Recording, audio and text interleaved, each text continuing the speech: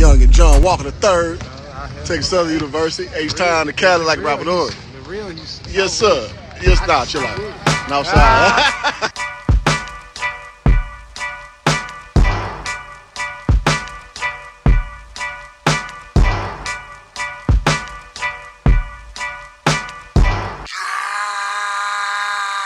Pull up in motorcades. I got a show today. It's all I'm trying to do. Hustle and motivate. John Walker III, man, you know, Texas Southern University, small forward, power forward, whatever, you know, position you want to put him at, man. John, how you feeling? Man, I'm feeling great. Enjoying this Cali weather, man. It's amazing. Absolutely, man. We out here in Venice Beach, man. So I had to show him a little bit of the Cali love. You know, he out here, H-Town fella like myself. So, man, what you taking in so far? What you seeing? Oh man, our culture, honestly, it's just, I can tell it's just chill out here, man. Everybody doing what they doing to get by. It's a hustle, constant hustle. So I love it. You know what I'm saying? Anything with the grind to it, I can feel it in the air. Absolutely, man. So let's talk about things, man. Since we last spoke, you know, y'all had a great tournament run. Man. Let's talk a little bit about, you know, what y'all did last year, man. Oh man, we set out certain goals we had coming in. We pretty much checked off a lot of them. We didn't get all of them, which we gonna get this year, but we got the biggest ones we got. Winning the SWAC again for the second time in a row was a feeling I never thought I'd be able to feel, just because I just don't think that far ahead sometimes, but it's real possible at TSU, and I ain't too scared to say we're gonna do it again for a third time. I ain't gonna be this humble this third time. We going for a third one. My boy say he's sick of being humble. Yeah, I'm confident in my fellas now for sure, absolutely, without a doubt. Absolutely. So let's talk about your journey at TSU, man. As we know, you started at Texas A&M University. So let's talk about the transition, because everybody's on the HBCU wave right now. So how's your experience being a TSU Tiger? Overall, my experience has been smooth and just kind of a happy surprise. Like, I didn't realize how much I would enjoy it. I didn't take that into consideration when I made the decision, but playing in front of fans and a lot of people, me being from Houston, playing in front of family and people who watched me play my whole life, I think kind of took my game to a next level, gave me a certain comfort I couldn't get nowhere but at home. So the HBCU, and then with just the effects of being around people you know going through some of the same struggles that you all go through since a kid, it just gives you all the more comfort in the world. That's what's up, man, and that's kind of what a lot of people don't know about the HBCU experience. Like, if you happen to be from back home, you definitely get that homely spirit. Yeah. Even if you don't necessarily at home, you still at home, no matter what campus you're on. Exactly. Put that on the shirt, man. But so let's talk about, man, how y'all did in the tournament, man. Y'all got the first round win, and I know that was a big thing for you guys, man. Man, it was amazing. We was starting off on Selection Sunday. We got us a nice little restaurant or whatever. We was seeing who we was gonna get, and they said Texas A&M Corpus Christi. We was like, oh, that was the last team we was even expecting to get, given the fact we so close to each other. So when we seen we pulled them, we was like, oh, okay, that's gonna be fun. We're gonna have a lot of hometown crowds or whatever. So that game was electric too. We played it in where was we at? I want to say we was in Dayton, Ohio. We played in Dayton. It was nice. It was electric, man. Like, that was winning that the playing game. You know, they put us in a playing game, which is another topic for another day. But that shit was electric starting the whole tournament off. We always the first game, so that Texas A&M Corpus Christi going into the Kansas game, it was amazing. Then we played the Kansas game in Dallas, and that was even better. So I called in the whole family, everybody pulled up. It was electric, man. I'm blessed to have the opportunity to do that, honestly. Absolutely. How you feel getting a chance to go to the podium, man, and speaking after the game? Oh man, that's kind of one of those things you do when you're working out. Like, that's kind of what you think about while you're grinding. You want to be, when the lights is on bright, you want to be who they think about. So whenever I get a chance to talk on behalf of my team, I take that like with the utmost honor and respect, because that says something about your work ethic, whether you believe it or not. Like, people notice you. No, that's absolutely so, because a lot of guys don't get a chance to get on that podium. You feel me, man? I can remember them days at A&M scoring 4 points. It was just like, oh, I can't wait till they asking me them questions. So now I get to just live out my dreams, honestly. That's dope, man. Yeah. So, and also you pulled up a big victory, man, beating the University of Florida, man. How that feel? Oh man, that was probably given. Honestly, I enjoyed that maybe a little more than the first 4 win, just because that was my first ranked win at TSU. So, and I know that's a big thing at TSU. We got to get some of the big dogs. Like, it ain't a really complete season unless you snatch one of them. So when we did that, oh man, Florida was amazing. I'm not gonna lie, I didn't expect it. Not saying I expected to lose, but I didn't expect to dominate them in that kind of fashion. Like, it was just our night. Like, you don't get it. If you play basketball long enough, you don't get a lot of those nights too often. So when it's just a special night like that, I'm gonna remember that forever. Absolutely. And so coming into the game, because I played against University of Florida too, and we got dusted off real good. But that was a good team.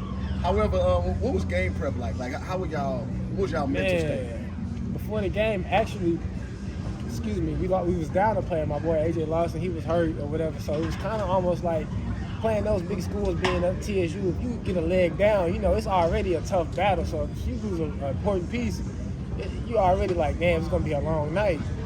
So we going through a pregame or whatever, and coach telling us to scout, man. At the time, Florida was ranked 20, so it was like, you cannot play with these boys. This is Florida. They ranked 20 in the country. Like, they all this, all that. And it was a certain focus because we knew we couldn't play with them or it was gonna get ugly fast. So I think that helped us in a way. Like, we didn't try to see what people was gonna do or try to fill them out. We was like, we gonna do it. We gonna have to hit them first, and they gonna have to show us that they own that tonight. And luckily, we just brought it all night long. We didn't give up. It wasn't no lapses. It was strange. I wasn't expecting us to peak like that out the blue like that, but that was a high level performance. From how we carried over the scout all the way to the execution of the game plans and even the crunch time moments. It was perfect all across the board. And I imagine that's a testament to Coach Jones and y'all preparation y'all got going. So absolutely. Talk a little bit about how how you think his leadership got y'all to that. Man, Coach Jones, he don't play about that scout at all either. Like, you got to know that scout because that's really one of the most important things. I never understood why he just harped so much on it sometimes, but the older as I got, I see how much it mattered to me. And every little thing he said, he'll say, hey man, that little difference that that could be the game-winning play. If you know that tendency we finna do, you can say it today. And that's what it was. Like, when we doing our preparation for scout, even the scout team, he let them know, like, listen, no walkthrough, no nothing. It's like they going at our head, like, and that's the kind of intensity that we go through in practice every day. So I feel like when we get to the big games, because he holds us to such that intensity, like standard, it's not a shock when we get in the game because it's just like, man, if we be in practice, we go hard. I ain't gonna lie, we go hard. So I think he does that intentionally. Absolutely, and I think that's a very good point. You're saying preparation is the biggest thing. So during the game, when do you know, like, all right, man, we might have these boys? Like, when did it kind of click? I ain't gonna lie. See, if you playing good that first half, when you go into halftime, you always say, hey, bro, it's 0-0 coming out. So halfway through that second half, though, you could kind of see them boys like, man, like, you get in control, you get in comfort. Now it's the point of we doing what we want now. We running our plays, we running offense. And I'm not going to lie, talent-wise, we get going. We good. You know what I'm saying? We some high major players. So we get our mind right and we get to execute the game plan right, which we should do way more often. But when we do get it all right in one seat, it's amazing what we can do. So I wasn't surprised in the fact that we was talented enough to beat them, but more of how well we was executing. Like, that was just the most amazing thing, honestly. And that's a good thing, man, because all of us, HBCU fans, we root for y'all from way afar. So I'm sure that they received you well when y'all got back to campus. Oh man, it was a party for sure. Yeah. From the alumni, they was just so happy what we did. And I'm glad that we could bring just some light to the TSU campus like that, because you know how it be in the HBCU. It's dark days some days. So when TSU win, the whole campus feel it. That's why I take pride. I never wanted to go here. Like, I love TSU. Like, I want to just be that little light whenever we can. Like, TSU boys, we gonna do what we do. Absolutely, man. I like it, man. And so you're entering your last season. You dabbled a little bit with maybe NBA draft implications. So let's talk about where you are right now. What is John Walker III doing right now? Oh man, I'm coming back to Third Ward and getting another championship at TSU. So I would definitely be at TSU for my last year of college basketball. And it's gonna be a good one, I think, honestly. Like you said, after testing the draft world and see how certain parts work, I think I got a better knowledge of the whole thing, and I'm gonna keep all that in mind during the season. And I think it's gonna be a better outcome when I come out this next year. I'll be more prepared for sure. Absolutely, absolutely. So now, as far as your aspirations, for this season, you ain't got a shot call if you don't want to. What are your outlooks for yourself and for Texas Southern University this year? Man, I'm not gonna lie. My biggest goal above all is I want my team to win a regular season SWAC. That's something I haven't had the chance to do yet. And a lot of people get caught up because we go to the tournament every year. Got the SWAC. I want the regular season and I want the SWAC tournament. Like, I don't want it to be no doubt this year. Like, that's something I think we take for granted a little too much, and that's something I'm focusing on throughout the year in conference. Not to take games lightly or look ahead to the tournament so much, because I don't want nobody to be able to say they was, beat us in anything. So I want the regular season SWAC. and I want the SWAC tournament. That's the ultimate goal for me. Me and my team being the best team possible. And a personal goal I set for myself is absolutely I want to be the SWAC player of the year. So Okay. I need to get that for sure. Say it with your chest I then. need to be the SWAC. I need to be. I'm going to be the SWAC player of the year, 2022, 2023. If the good Lord allows it. The good Lord allows it. There you go, man. I like the humility at the end.